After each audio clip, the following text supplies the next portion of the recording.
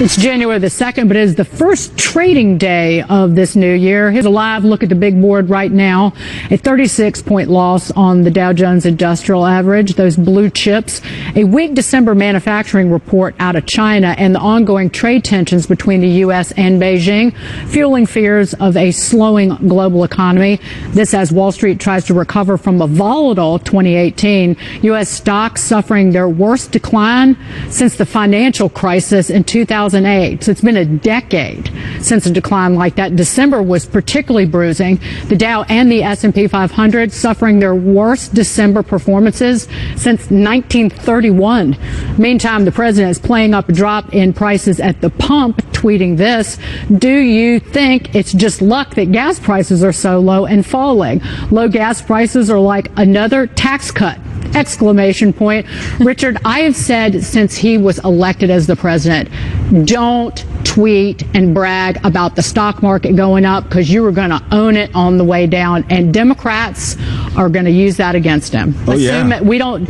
I will talk about what I think is the reason behind the sell-off, but again, it sets him up politically, where you've connected the stock market with an economy that's doing great. I agree with you, and I think to add to that, I think the other notion that the president sort of made, this assumption he made, is that the global economy is not global. So when you have a trade war against China and use frivolous trade policies, the impacts are real. Not only do you have impacts on the market, but you actually have impacts with our dairy farmers and our pecan farmers and our soybean farmers, who are really suffering because of this trade war with China. The president says, hold on, it's going to get better. But for these farmers, they've been holding on for about 12, 13, 14 months, and it ain't getting better. Well, they got a bailout. They got some billions of dollars from the federal government. Well, we shouldn't have to bail them out. I can't believe you can't make the argument to bail anybody out. You can't make the argument of they're suffering. The reason why they're being bailed out is because of irresponsible trade policies. Well, it's retaliation actually from China, and China. We started the irresponsible trade war. But no, they've been stealing our intellectual property. Yeah, but we can have. But the way to take on intellectual property is not a U.S. goal alone. The way to take it, because only. So why hasn't it been done before? Why did Democrats do it? Well,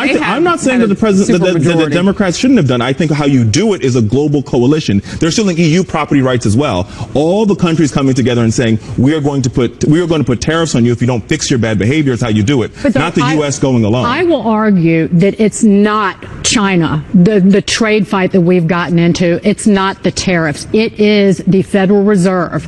It is rising interest rates, although longer-term interest rates have fallen in recent weeks. They're at a near a one-year low. But, Lisa, it is rising interest rates and the overvalued technology stocks. And President Trump, in fact, and people will say this privately and publicly, that he was right at least to lambaste the Fed because they were making a mistake. The question is, has he boxed the Federal Reserve into a situation where they're going to stay the course despite this market rout simply to defy the president? Well, Dagan, I feel like you'd be able to answer that better than me. But what I do find interesting about the rising interest rates is that there seems to be a lot of economists that have not necessarily been in President Trump's corner that actually agree with him and his criticisms of the Federal Reserve. One, Brad DeLong of UC Berkeley actually said that the arguments that the Reserve are making, that it's intellectually dishonest, and criticized the Fed for the arguments that they made that we need to rise interest rates now so we can cut them down the road. Basically said that was intellectually bankrupt. So it's interesting to see how some of these people that are not necessarily big fans of Trump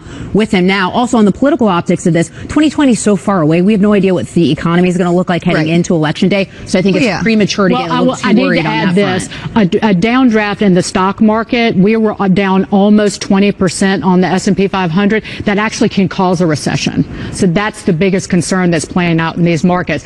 And if it causes a recession, then the market doesn't just fall 20%, it falls 30%, it falls 50%. So that's why people are freaked out. All right, I'm going to break in here with this breaking news, because this is what we're watching happen inside the White House today. The president meeting with his cabinet, and the Secretary of DHS has the floor right now, and she is doing it via a video link from San Diego inside the White House. Secretary Nielsen says that we need a crisis answer at this point. She calls the humanitarian crisis at our southern border with Mexico, devastating.